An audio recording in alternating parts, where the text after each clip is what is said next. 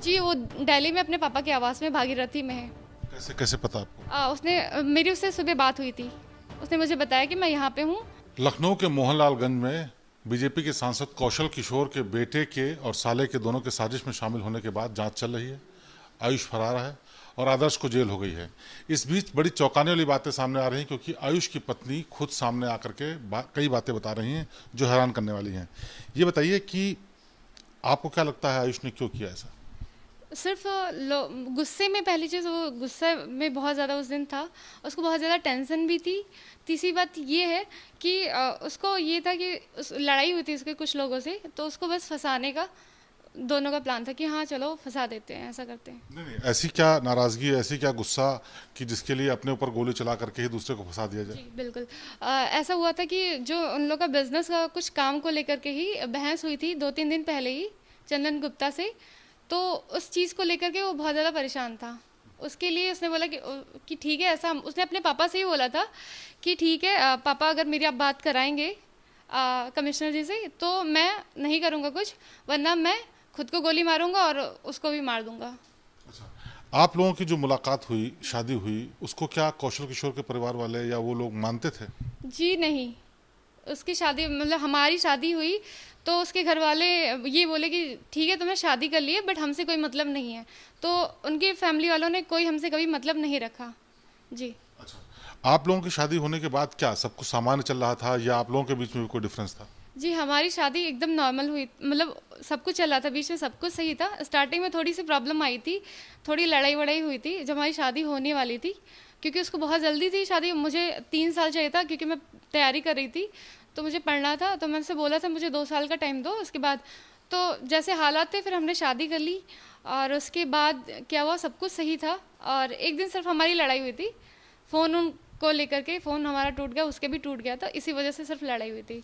और वो फंसाने में 3-4 लोगों का नाम आ रहा है कि 3-4 लोगों का से दुश्मनी थी इसलिए फंसा रहे थे। कौन है लोग, क्यों ऐसा क्या है? ऐसी कोई बात नहीं, पहले तो जिस इंसान से मेरी पहले शादी कंफर्म थी उसको लेकर के, बट ये चीज़ें फेक हैं उसको फंसाने में, क्योंकि उससे दूर दूर तक कहीं कोई बातचीत आई उसकी नहीं थी कभी भी। और स्टार्टिंग में हुई थी जब हमारी शादी हुई थी, तो क्योंकि मेरे से 4-5 साल से मेरी शादी कंफर्म थी तो वो ऑब्जेक्शन करेगा। तो उसने सिर्फ आयुष से बात करी थी, कुछ भी उसने नहीं बोला, उसने बात करी और वो चला गया था आयुष से बात करके। और बात रही दूसरी, तो सिर्फ चंदन गुप्ता को लेकर के ही काफ़ी परेशान था। दूसरी फाइनेंशियली प्रॉब्लम थी उसके पास बहुत ज़्यादा। अच्छा, ये जो जिससे आपकी पहले शादी तय हुई थी, क्या उससे कोई दुश्मनी हो गई थी और कभी झगड़ा हुआ? तो आखिरकार जब उससे शादी तय हो गई थी तो आपने आयुष से शादी क्यों की? क्या आप लोगों का कोई पहले से दोस्ती थी, क्या था? जी, हमारी पहले से मुलाकात हो रखी थी। और हम मेरी एक्चुअली पेरेंट्स ने ही शादी कंफर्म करके रखी थी। पर जब मैं आयु से मिली तो हमारी बातें बातें होने लगी और उसके बाद सब कुछ सही था, तो हमने सोचा ठीक है शादी कर लेते हैं। और उसके बाद हमारी शादी वगैरह भी हुई, कोई प्रॉब्लम नहीं थी। बट वही हुआ कि बाद में चंदन गुप्ता ही वजह बने उसके, कि लड़ाई झगड़ा उनसे हुआ, उनके व्यवसाय को लेकर के हुआ, कुछ पैसे की बात थी उन दोनों की। तो क्या बिजनेस करता है? उसका जो है फल का बिजनेस है, मुझे ज़्यादा उसके बारे में नहीं पता, बस फल का कुछ है। और वो एक्चुअली उसने कुछ काम किए थे ऐसे जो पैसे वगैरह लेकर के भाग गया था वहाँ से, कानपुर फल मंडी से। तो बस उसको लेकर के ही कुछ उन दोनों की लड़ाई हुई थी, गाड़ी और फ़ोन को लेकर के ही लड़ाई हुई थी। कि गाड़ी में उसने साथ पैसे दिए थे आयुष को 1 लाख रुपए, तो उसने बोला कि मुझे गाड़ी दो। तो उन दोनों को लड़ाई हो रही थी कि नहीं ठीक है, मेरे आयुष ने बोला मेरे पैसे आएंगे। उन लोगों की ज़मीन का भी एक मैटर था, और आयुष ने बोला कि मेरे पास पैसे आएंगे तो मैं दे दूंगा। तो उसने आयुष को भड़का दिया इस चीज़ को लेकर कि जो है क्या कहते हैं, मानवाधिकार वाले हैं उनसे कॉल कराया है उसको। ये घटना होने के बाद आपकी क्या कौशल किशोर जो कि आपके ससुर जी हैं उनसे बातचीत हुई कोई? जी मेरी कई बार बात हुई है लगातार, सिर्फ एक दिन को छोड़ के मेरी उस दिन से लगातार उनसे बात हो रही है। पर कोई वैसा नहीं है, बट वो मुझे कुछ सपोर्ट तो करते नहीं थे ना करते हैं। उन्होंने साफ बोल दिया था, उनसे मुझे कोई प्रॉब्लम नहीं है, क्योंकि उन्होंने कभी ना सपोर्ट नहीं किया और कभी बोला भी नहीं कि मैं तुम्हारे सपोर्ट में हूँ, फिर कभी तुम्हारा सपोर्ट करूँगा।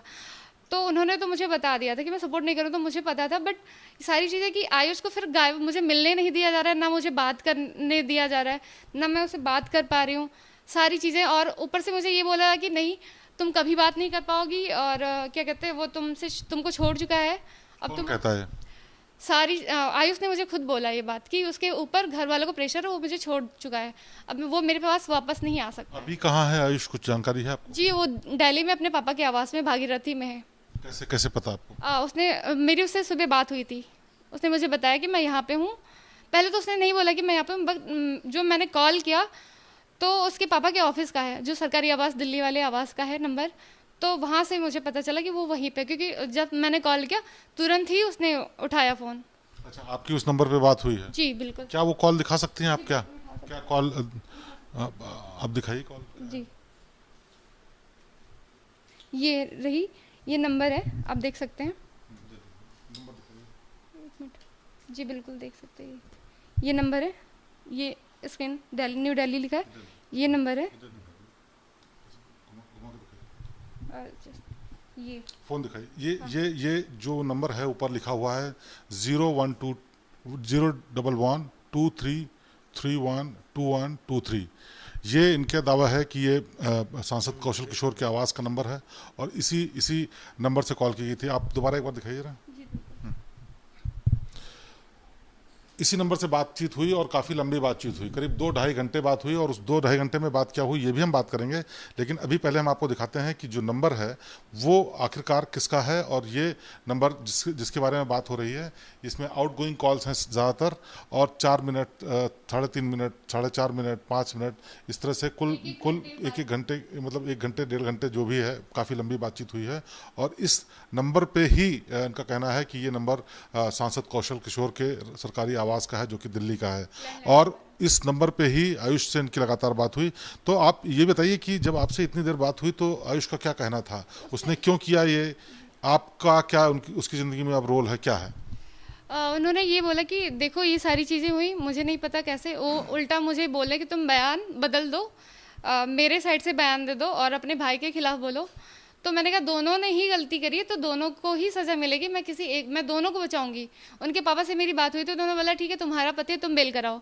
तो मैंने वकील से भी बात करी थी कि बेल के लिए मैं कल जाके वहाँ पे मिल के भी बेल के लिए मैंने बात कर ली, और अब बोला जा रहा है कि तुम जो है उससे दूर रहो, उससे बात मत करो, और उससे कभी बात नहीं कर पाओगी, उससे कभी मिल नहीं पाओगी, और जो हुआ था उसको सब भूल जाओ। उसने इतनी लंबी बात की तो इतनी लंबी बात में क्या कहा उसने, कि क्यों किया ये घटना, क्यों? सारे कारण मुझे बताए कि उसके फैमिली का प्रेशर है, वो शाब नहीं कर सकता, क्योंकि उसको फैमिली वाले वो सारी चीज़ें अब करेंगे जो पहले नहीं करते थे, जो वो चाहता है उसको वो हर चीज़ देंगे उसके परिवार वाले।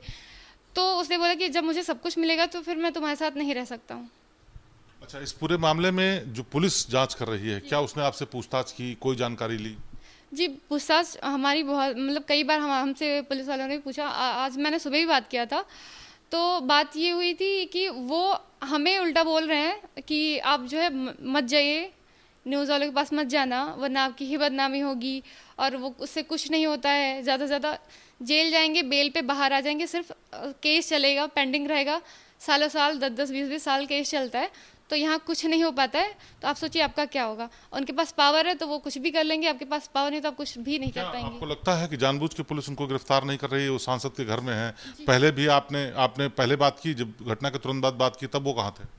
घटना के तुरंत बाद वो हमारे जहाँ पे हम लोग रहते हैं किराए के मकान पे, वो वहाँ पे आ रहा था, तो मैंने उसको ये बोल दिया कि पिस्टल बरामद हो गई है, तो वो तुरंत वापस चला गया बिना मुझसे मिले। मैं थाने में थी उस वक्त, मुझसे पूछताछ हो रही थी, तो मैंने उसको मैसेज व्हाट्सएप पे किया था कि सारी चीज़ें बरामद हो गई हैं, तो वहाँ से वो वापस चला गया। वहाँ से अपने घर गया, पर मुझसे बोला गया कि नहीं वो जो है एडमिट है हॉस्पिटल में, मेरे पास सारे मैसेजेस भी हैं। उसने बोला कि मैं एडमिट हूँ, मेरी सर्जरी, और सारी बातें झूठ बोली गई कि मैसेज पे उससे मेरी बात हो रही थी, और बोल रहे थे वो कि जो है मेरी सर्जरी हुई है, ऐसा है वैसा है, मैं हॉस्पिटल में, मैं बीमार हूँ, ये सारी बातें झूठी थी। जिस दिन मैं जेल से निकली हूँ मुझे थाने में बंद करके रखा गया था 2 दिन, और इवन मेरा फ़ोन तक छीन लिया गया, जबकि आपको थाने में क्यों बंद करके रखा गया था? मुझे ये नहीं पता। आप 2 दिन लॉकअप में थी? लॉकअप में नहीं थी, बट थाने के अंदर पूरी निगरानी, मैं इधर से उधर मूव नहीं कर सकती थी अपनी मर्जी। तो क्या आपके साथ कोई वहाँ किसी पुलिस वाले ने अभद्रता की है? 2 लड़कियां थी, मुझे उनका नाम नहीं याद है, पर जब मैं आ रही थी तो उन्होंने मुझे गाली दी, अब्यूज़ करी, और मुझे धपुस करके मेरी जैकेट को कॉलर पकड़ के ऐसा धक्का दिया, जबकि मेरी, अच्छा एक बात बताइए आप, मेरी जब कोई गलती नहीं होगी तो मैं किसी की चीज़ें क्यों सहूँ? और मैंने बोला ठीक है मैं आप लोगों की शिकायत कर रही हूँ, उन्होंने तुरंत मेरा फ़ोन छीन के जमा करवा दिया। अगर मेरे ऊपर कोई FIR नहीं है, कोई मैंने जुर्म नहीं किया है, जब मेरी कोई गलती नहीं तो मेरा फ़ोन क्यों छीना गया, क्यों मुझे वहाँ पे बिठा के रखा गया, वो भी 2 दिन, जब वहाँ पे मुझे ना खाने की सुविधा मिली ना पानी, कोई भी सुविधा वहाँ पे नहीं मिली। क्या लगता है आयुष को क्यों पुलिस नहीं पकड़ रही? क्योंकि उसके पिताजी सांसद है, जाहिर सी बात है, और उनके पास पावर है, और पुलिस उनके दबाव में है या नहीं मुझे नहीं पता, पर काम नहीं कर रही है। क्योंकि उनको अगर पता है, पुलिस वालों को भी पता है कि वो वहाँ पे, बट वो, मैंने उनसे पूछा कि आपको पता है, तो वो बोले कि नहीं पता है, मुझे कुछ नहीं पता। अगर उन्हें पता है, उनके आवास पे, वो लखनऊ आवास पे दुबग्गा में जो उनका आवास है वहाँ पे वो थे, तो ये बताइए कि अगर कैसे पता?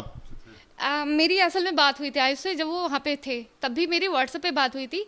उसके बाद मैंने बोला ठीक है, तो उस दिन एक्चुअली मैं बहुत ज़्यादा परेशान, तो मैंने बोला, उस दिन मेरे दिमाग में है कि मैं सुसाइड कर लेती हूँ, क्योंकि मेरी फैमिली दोनों तरफ से, एक मेरे ससुराल भी मेरे साथ नहीं, मेरा मायका भी मेरे साथ में नहीं है, तो मेरे दिमाग में विचार रहा था कि मैं करूँ क्या, कहाँ जाऊँ, क्या करूँ, क्योंकि मेरे पास कोई ऑप्शन अब नहीं है, मैं अकेली हो चुकी हूँ पूरी तरीके से। क्या चाहती हैं, सरकार से क्या चाहती हैं, पुलिस से क्या चाहती हैं? मैं बिल्कुल ये चाहती हूँ कि अब मैं पत्नी हूँ उसकी, मुझे पत्नी का हक चाहिए, जो कि वो लोग नहीं दिए हैं आज तक, ना देने, मना भी करें कि आपको कभी भी नहीं मिलेगा, चाहे जो करना है आप कर लीजिए, चाहे जहाँ जाना है जाइए, कुछ नहीं होगा। तो मैंने भी बोला ठीक है, अब मैं मेरी मर्जी का ही करूँगी। आपको क्या कोई खतरा भी लगता है? जी बिल्कुल मुझे खतरा है, क्योंकि मुझे आयुष ने भी मुझसे ये बात कही कि तुम संभल के रहना, लखनऊ छोड़ के चली जाओ, ये तुम्हारे लिए ज़्यादा अच्छा है। तो ये है आयुष की पत्नी जो बता रही हैं तमाम वो बातें जो अभी तक सामने नहीं आई। आयुष सांसद के घर में ही है, दिल्ली में इनकी बात हुई, ये दावा है। साथ ही साथ फरार होने के बाद तुरंत घर में रहा, और ये पूरी घटना क्यों हुई, कैसे हुई, और इस सब के बारे में बता रही हैं, और फिलहाल ये चाहती हैं कि इनकी जान की सुरक्षा की जाए और इनको इंसाफ मिले। क्या नाम है? नीरज कुमार के साथ शिवेंद्र श्रीवास्तव, लखनऊ।